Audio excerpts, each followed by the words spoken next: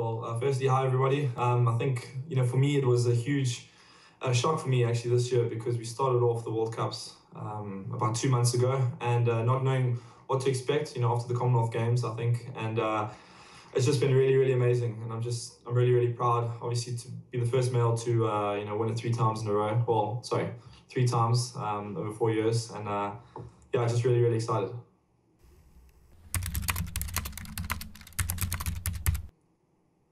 Well, for me, there was obviously a lot of swimmers in South Africa leave, to go to the US to go train or train abroad.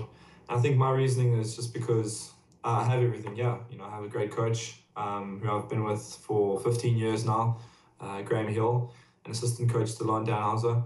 And I just have my family, which I still live with. I have my own little apartment on top of their place, which is ideal for me. So I get to visit them on weekends. I always tease them about that. But it's just really great that I have everything all together. And I think a lot of people have in South Africa, think that it's better to go overseas. But for me, like I said, I have everything here. I have my old high school was, 10 minutes from where I live. And, the studying varsity is also like 5 minutes away. So, yeah.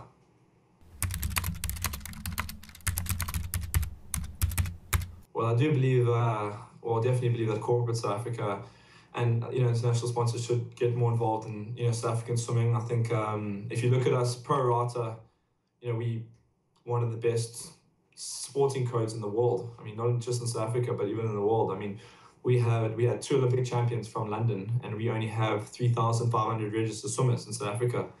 Whereas if you look at let's just say America, we have like 350,000 registered swimmers, and they only have 11 or 12 Olympic champions. So in pro rata, we really up there, and I think that's a way to just maybe if we had more sponsors. I think in South Africa, a lot of more youngsters would have the opportunity to come through and to travel. I think that's the most important thing because when I was young, I had the opportunity to travel when I was really, really young to Rome and Europe and race all the top guys, and I think that gave me a lot of experience. So hopefully that can happen in the next few years.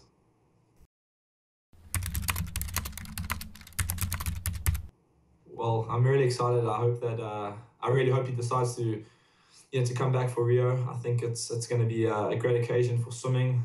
For myself, of course, I think it's added a lot more motivation for me to train harder. I think after London, I had a bit of a time where I was I wouldn't say unmotivated, but it was sometimes after the Olympics you call it post-Olympic depression. A lot of swimmers get that, and I wouldn't say I had that, but I think now that Michael's come back and I know that he's he was in great shape a few months ago. It's going to be really tough, and like I said, I hope he can be at his best, and I believe that I can beat him again in Rio. So my training schedule basically is we swim about 9 or 10 sessions of swimming a week. It's usually Monday mornings, Wednesday, Friday, and Saturday mornings. For about an hour and 45 to 2.5 hours a session, just depending on the week of training.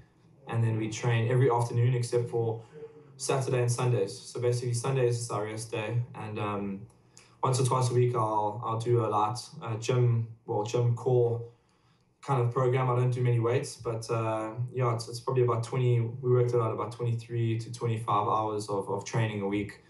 So it's a pretty grueling program for me, and I've done that for many years, and I'm lucky in South Africa. In Durban, we have beautiful weather, so it always helps to train outdoors, I think.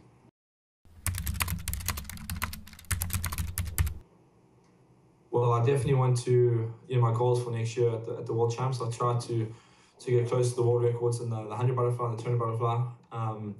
I think it's really difficult. Obviously the post-suit era, I think it was really hard now to break world records. I think for me, short course, I've broken 2 since last year, and recently on the World Cups I missed about 7 or 8 times. But long course is going to be a lot harder. I mean, obviously Michael Phelps' world records in the suit are going to be a big challenge for me. But I believe that come 2016, I hopefully will be breaking those world records and adding more to my arsenal of events. I think that's something that I want to try to do. We have the World Championships, the World Short Course Champs in Dubai. I mean, Doha at the end of the year from the 3rd of December to the 7th.